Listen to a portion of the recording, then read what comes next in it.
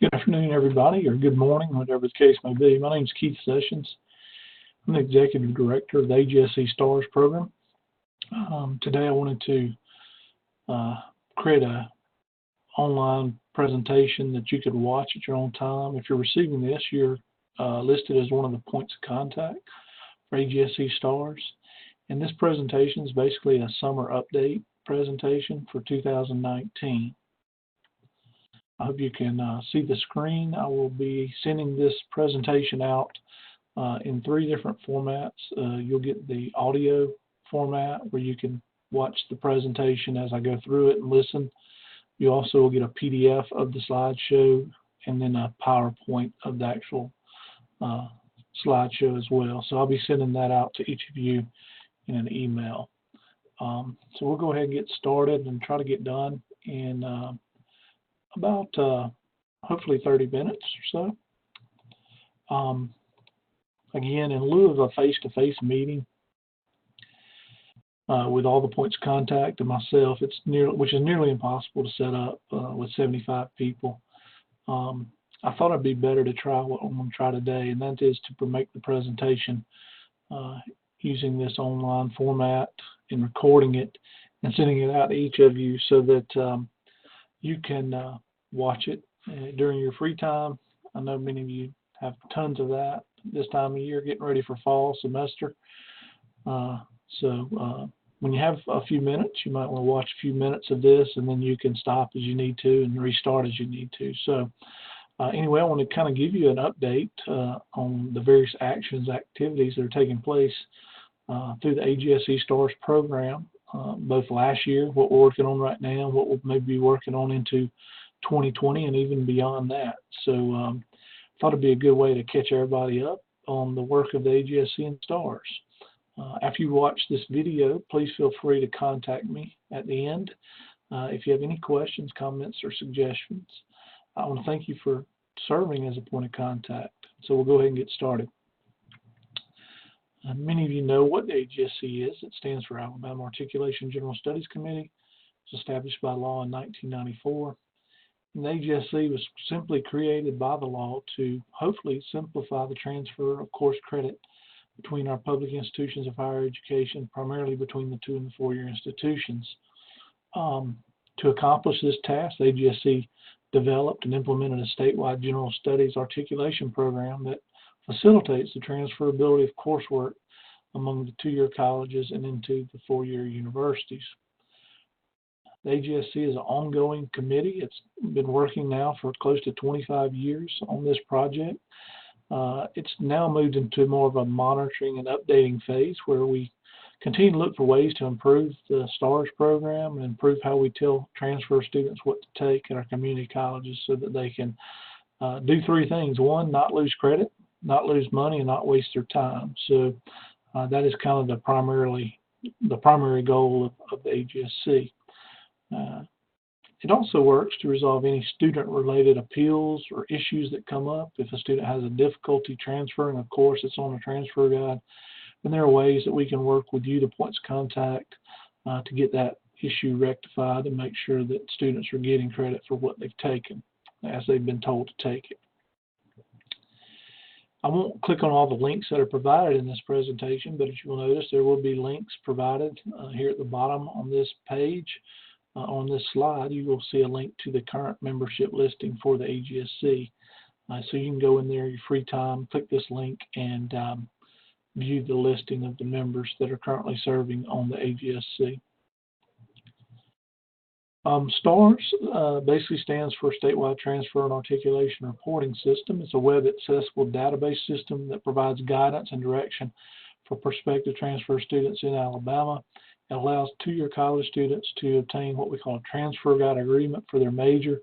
And if they use this agreement and this guide correctly, it should guide them through their first 2 years of coursework and then prevent loss of credit as they transfer to our 4-year institutions in Alabama. So hopefully through this process, we're not only helping the transfer student, but we're also helping the 4-year schools and making the transition a smooth one and making it easy for our students to not only begin their education 4-year degrees, their 2-year degrees, but to complete their degrees here in our state, not leave and go somewhere else. So hopefully we're impacting those decisions of students and encouraging them to not only start in Alabama, but finish in Alabama. The AGSC is also responsible for the oversight and monitoring of the STARS system.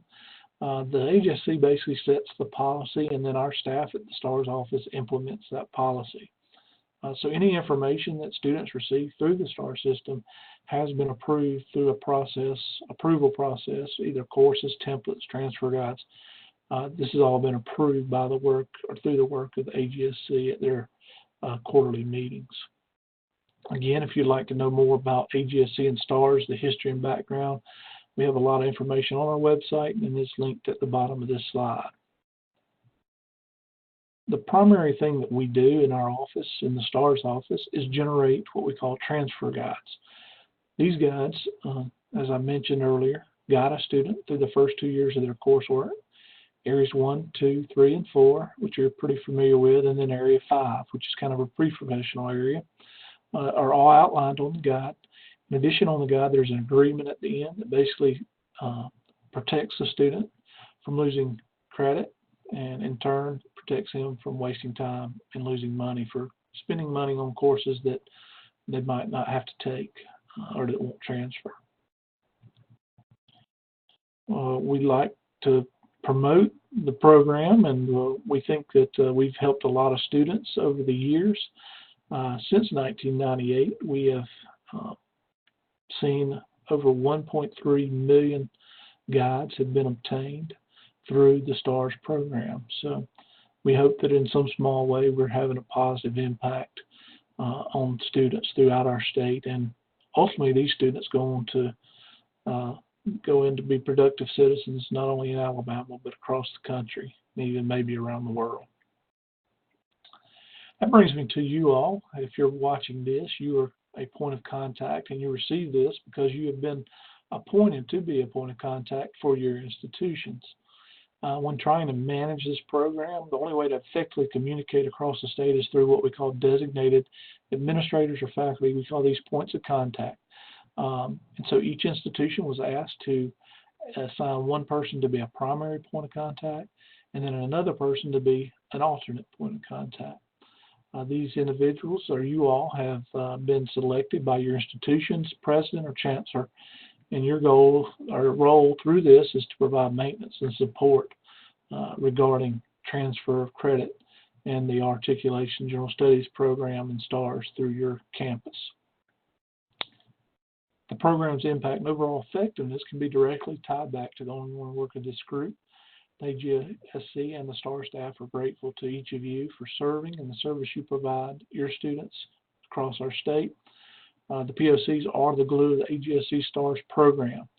A full listing of the POCs, your roles and responsibilities are provided on these links here below. So you'll see I have on the screen a link to the 2-year points of contacts with your members who's serving for each institution, roles and responsibilities, and also for the 4-year points of contact, linked to your points of contact and their role and responsibilities. As I mentioned, these appointments were made by your administrators, your presidents, or chancellors. So you're playing an important role, not only for your institution, but across the state as well. Now let's go ahead. That's kind of some history and historical information. I want to kind of bring you up to date on some things that we're working on or trying to improve, always working on to make better. First of all, STARS usage reports. Many of you may be aware, hopefully you're aware, that each month we send out to you and others at your institution links to files that give you access to monthly usage. Monthly usage reports are sent out usually the first week of each month, and they do give you an idea, a snapshot of how the STARS system was used by students at community colleges and which schools they're interested in, what their majors are, what their contact information is, and hopefully you all will take advantage of these reports and reach out to these students. Many of you do already do this. Some of you may want to talk with my staff or myself more about how you can better use these reports that you're getting each month. And hopefully, in the long run, that these students will complete their work at the community college and then successfully make that transition to the four-year institution and ultimately graduate with a bachelor's degree from those four-year institutions that they choose. So this is free recruiting information that we send out each month. We ask that you send this information or forward it to any recruiters that recruit transfer students in your on your campus, admissions officers, and even down to department and college levels. They can use it as well. It will help them as they're working on building program viability. The more students they can get into their programs and graduate, the better their programs will become and the stronger they'll become. So on our website, you can also click the link below at the bottom of this page to find various usage reports that are considered what we call monthly usage reports. So we'd be glad to help you better use those reports to recruit students to your institution. In addition, if you'd like to get an annual report, or we do provide annual usage reports on our website as well, the links are provided here on this page. Usually about the middle of July, we will post the annual usage reports, and it is in various formats you can check out on the website. But basically, these reports give you an idea of how STARS was used each year, all the way back to 1998. To your points of contact, you may want to check out the annual CAPS report that we've published, and the link is provided. These are similar reports, but they specifically show you how your institution, your two-year colleges, compare to other two-year colleges when it comes to use of the STARS system. And we do these reports are done on a different calendar. We do these actually from January to December each year. So the annual reports, the basic ones, are from June to July. July to June. And then the CAPS reports are on the more traditional January to December timetable. So if you need anything in terms of an annual report or you have a question, please look at those and let me know. Also, one thing we can provide for you or your institution is customized reports. If you need to obtain a specific report for your institution or maybe for a college or a department, we can provide those as well. Let's say you're a Troy State administrator and you'd like to know how many students obtain STARS guides in, let's say, geomatics over the last 2 semesters or the last year, because you're trying to improve enrollments in that particular major. You want to publicize that major. You want to send out maybe a recruitment piece, whether it's a text, email, or a printed ad to those students that are sitting at the community colleges and thinking they're interested in this particular program. And so we can provide that for you. We can give you that information. All you have to do is use the link provided on this page. It'll pull up our contact form, and on that form, just click the button that says, I'd like to request a customized usage report, and then give us the parameters or the data that you're trying to obtain, and we'll contact you, probably call you back, walk you through the process, and probably within about 24 hours, we can have that report generated for you in the format that you need. All right, now let's talk about something else that's happened in the last year, and that's the recent restructuring of the AGSC academic committees. Many of you may or may not be aware, but in addition to having points of contact at each school, we also have what are called academic committees.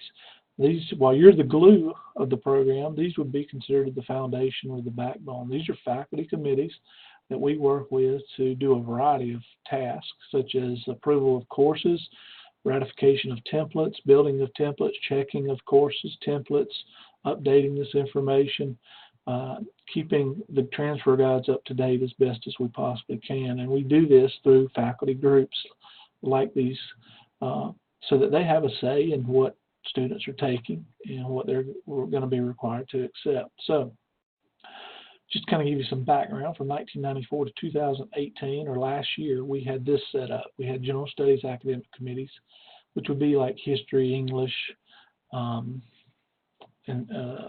psychology, sociology. Those would be considered general studies academic committees. There's 21 of those, or there were 21 of those, and they were comprised of over 367 faculty members. We also maintain what are called professional academic committees. Sometimes we call them pre-professional academic committees. There's 17 of these committees, and they are comprised of over 175 faculty members. So for the mathematicians out there, 21 plus 17 equals 38 committees, and with over 500 faculty members that we've been trying to manage. Now, as you can imagine, to manage 38 committees with 500 people and do it effectively and efficiently is about impossible. And so as a result, we began last year during 2018, the AGSC and the STARS office, how can we better improve the work of these groups and better manage these groups? So in our review, we decided that because the professional academic committees tend to change more rapidly in terms of their program requirements. Let's say an engineering program or computer science program is going to change more often than, say, a history or an English major would. So we're going to keep these. We decided that these are working pretty well. We'll continue to look for ways to improve their work, but we're going to keep these committees as they are and not make any changes here. However, what we did decide is to make some pretty big changes in the General Studies Academic Committee moving forward. So what was that change? Well, basically what we did is I'll use this funnel as kind of give you an idea of what we decided to do, but we created what are called area academic committees, and these were created to replace the General Studies Academic Committees. What we did is we took the 21 academic committees, General Studies, that we had and created 3 area academic committees. So we basically went from 21 committees to 3, and we went from 367 faculty members on these committees down to 84. So as you can see here, this funnel kind of shows you that we took all these different committees and grouped them into larger, what we call area committees. So as you can see here, Area 1 and 2 we grouped together. That's your English, Humanities, Fine Arts Committee. Area 3 is the Natural Science and Mathematics Committee. Area 4 is History and Social Sciences Committee. To get anything approved or recommended from these groups, let's say it's a course or a template or any kind of guideline, would require 15 votes, yes votes, to move an item forward for recommendation to the Articulation and General Studies Committee. So we've been training these groups. They've actually been voting on courses lately that we had come in, and so we're getting these off the ground, and we will be monitoring this over the next year or so. As you can tell, it would probably be, we feel like it's going to be much easier to manage and train and direct 20 committees rather than 38. And we know that these new area committees are going to focus more on their broad general studies area rather than their specific disciplines like they used to. This will lead to more and consistent work for these committees rather than sporadic work for specific discipline groups. As I said, we've just set these up in the last 6 months, so we will be evaluating the success of this restructure over the next year or so. If you'd like to know more about these academic committees and their work and what their the membership is, their roles and responsibilities, and so forth, you can click on the link here at the bottom of this slide. You can also find out more about the pre-professional and the professional academic committees by clicking on this link. One thing that you all as points of contact are heavily involved with is what we call Area 5 pages. The Area 5 pages were created to give the four-year institutions a little flexibility in terms of what a two-year college student needs to be taking in order to not only complete the STARS guide, but to transfer without loss of credits to the four-year institutions. The primary purpose of this page is to provide transfer students with additional information about transfer coursework that can be taken at the two-year institutions to complete the Area 5 requirements that are not specifically outlined on the STARS transfer guide. In addition, four-year institutions can also provide students who come to these pages with information about scholarships, admissions, admission into specific programs, and so forth. So there's ways to provide additional information to students who you know are coming to your pages and are interested in possibly transferring to your institution. If you'd like to see yours and other Area 5 pages, you can click on the link provided below and find out more about the background and the history of these pages. Over the last few years, we've tried to work to improve these pages, make them more consistent. Over the years, what's happened is with 14 different institutions kind of managing their own pages, sometimes they would either not be updated, or people would change the design or the layout of the pages, and so they all look different. They were not very consistent, and some of them were not up to date. So what we did a few years ago is we began to work with each of you as points of contact to redesign these pages, and we created a template, a task force to kind of oversee this redesign, so that when a student leaves the STARS guide and goes to an Area 5 page, even though it has your institution's colors and logo on it, the actual content reads similar and is pretty consistent in terms of how it's laid out for the students, so they understand what they're obtaining through the Area 5 page. As of today, which is the end of June, the majority of the institutions have updated their pages to meet the new guidelines for the Area 5 pages. Those that have updated their Area 5 pages to meet these new templates, or to go along with these new templates, are listed here below. I won't read these all to you, but as you can see, 12 of the 14 have gone through this difficult process of updating their Area 5 pages, so they're a lot better today than they were, say, a couple of years ago. A lot more consistent, a lot more useful to not only the transfer student, but to advisors and counselors who are trying to help these students as they select coursework at their institutions. We're still working with Alabama State and Athens State to try to get their pages up to date. So they're in the process of updating their pages to these new templates. And so we continue to work with them, and hopefully they'll be updated shortly. Another thing that we're working on, or going to be working on a lot in the 2019-20 year, will be a total redesign and overhaul of our website, the AGSC STARS website. Our last redesign was in 2013, so while that doesn't sound like too long ago, in technology years, that is a long time. Since then, technology and how you build websites has changed. When we used to build websites, it was so they looked really good on desktop layouts, and now we need them to look good and work well on mobile applications, such as a smartphone or a ThinkPad, not just on a desktop.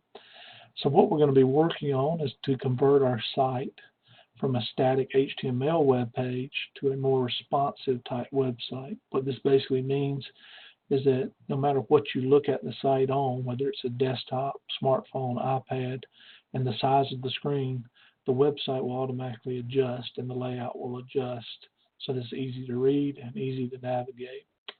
And so through that process, we're going to be using a software called Progress Sitefinity. Progress Company is actually the company we use to run our database, and they have created a web design software as well. So we're going to be incorporating those two together, so you can still get your guide on your phone, on your smart pad, on your desktop, and so we're going to be using this particular software. Our goal is to complete overhaul of the website, hopefully by the end of 2020. We would ask that you would be patient with our staff. We have 2 full-time staff members, including myself, and a part-time secretary. And during this time period, we're going to still have to maintain the current site while we're building the new site. Hopefully there will be no downtime. We'll just, one day when we get it done, we'll switch from the old site or the current site to the new site, and there won't be hardly any downtime. And just to kind of let you know, we plan to make this new site more student friendly. We plan to redesign with the student in mind, and while we'll still have links to administrative pages, information about courses and templates and academic committees and points of contact, we're primarily going to focus on what does the student need and try not to keep the pages simplified so that the student can get what they need in terms of transfer guides and transfer information. So just kind of let you know about that. And then finally, the last thing I want to kind of update you on is many of you attended our 2019. It was the first, I guess we'll call it the first annual Achieve Alabama Transfer Student Success Conference. It was on the campus of Lawson State Community College, and we're grateful to Lawson for providing their facilities to allow us to have this first conference. It was a great success. We had over 250 people attend. And because it was such a great success, and we had a lot of people say we'd like to see this continue, we have created a subcommittee to look into the establishment of, into the planning of the 2020 Achieve Transfer Student Success Conference. And so I wanted to announce to you today that we will be having the next conference on March 5th and 6th of 2020. It will be, the conference will be held at the Bryant Conference Center on the campus of the University of Alabama in Tuscaloosa. So take your calendars out now, or on your computer, on your phone, and go ahead and put down March 5th and 6th that you're going to be attending that Achieve conference. I have a meeting coming next week to establish or set up the registration website. So we'll send that out to you all as well, so you can begin to not only sign you and your staff up, but share it on your campus with departments and colleges and advisors and counselors and so forth. So we're looking forward to it. We already got a few keynote speakers lined up. We're going to have a number of breakout sessions. It'll be a 2-day conference. 3 meals will be provided. It's going to be a little longer than the last year's conference, but the time schedule will be spread out a little bit better, give you time for networking and talking to your other colleagues across the state. So go ahead and make plans to be a part of the Achieve Transfer Student Conference on March 5th and 6th of 2020. That's about all I have time to go over with you today. But I want to thank you for taking time to watch this presentation. More importantly, I want to say thank you for serving as a point of contact for your institution. I know some of you may or may not have questions and comments and suggestions. If you do, you can click here on this screen and email me directly, or you can contact me by traditional mail or call me on the phone. The main office number is 670-3690. My office number is 670-3797. And then we have a toll-free number, 1-800-551-9716 and extension 3690. So with that, I will say thank you again for listening to this presentation. Contact us if you have any questions, problems, or concerns, suggestions, and we want to thank you for the work you do for the students of Alabama. And I hope you have a great rest of your summer and have a wonderful fall semester with all your new students and your returning students. So thank you and God bless, and we'll talk to you later.